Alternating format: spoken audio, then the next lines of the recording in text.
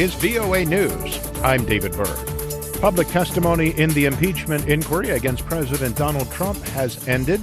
We get more from AP's Ed Donahue. Former National Security Council advisor Fiona Hill says EU Ambassador Gordon Sandlin was operating outside official diplomatic channels in Ukraine and was involved in a domestic political errand for President Trump. I did say to him, Ambassador Sandlin, Gordon, I think this is all going to blow up, and here we are. Diplomat David Holmes testified about the phone call he overheard in Ukraine between Sandlin and President Trump that included talk of investigations. He asked Sandlin if it was true the president did not care about Ukraine and was told the president cares about big stuff. He meant big stuff that benefits the president, like the Biden investigation. Ohio Republican Jim Jordan says the testimony doesn't change the facts. Now, the facts are on the president's side. The truth is on the president's side. Intelligence Committee Chair Adam Schiff says he could resist no more going down the path of impeachment. This president believes he is above the law.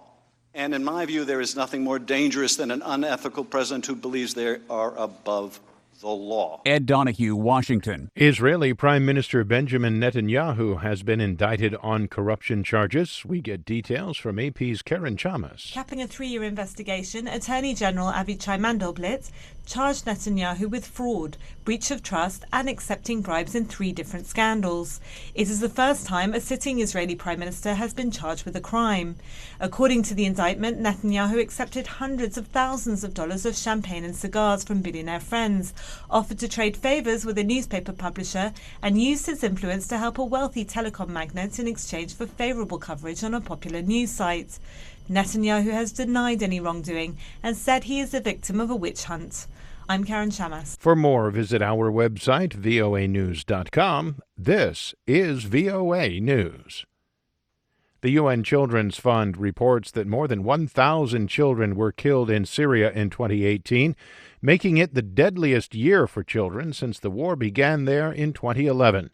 We get details from Lisa Schlein in Geneva. UNICEF Syria representative Fran Kiza says children have been subjected to such horrors for nearly 9 years. The scale, severity and complexity of the crisis is staggering. Last year was the deadliest year for the children in Syria, and very unfortunately, this looks that this year is following the same track record. We have been able to verify 657 children killed in Syria since the beginning of the year. It's quite likely that the figure is much bigger than this one. As of September, the United Nations has verified nearly 1,800 grave violations against children. Lisa Schlein for VOA News, Geneva. The U.S. House of Representatives passed 2 bills on Hong Kong that will now make their way to the president for final approval. As Michelle Hennessy of Reuters tells us, it's a warning to China about its commitment to human rights. The U.S. House of Representatives has passed 2 bills on Hong Kong that will now make their way to the president for final approval.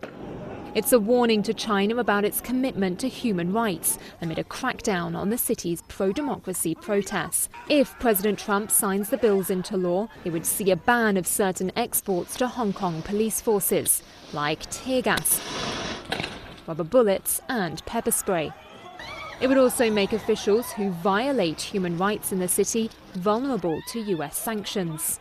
That's Michelle Hennessy of Reuters. China, meanwhile, says it continues to work to resolve the trade dispute with the United States, despite President Donald Trump's threat to impose more tariff hikes on Chinese-made goods.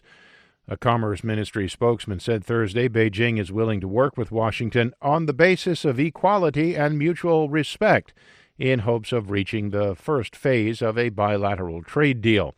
The world's 2 biggest economies have been engaged in a trade war for more than a year that was sparked by President Trump's initial demands for changes in China's trade, subsidy, and intellectual property practices.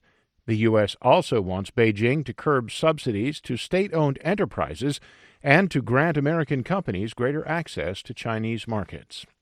Meanwhile, 7 people died and 24 were wounded in renewed clashes in central Baghdad between anti-government demonstrators and security forces Thursday.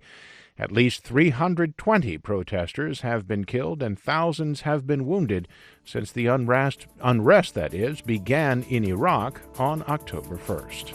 For more, visit our website, voanews.com. I'm David Byrd, VOA News.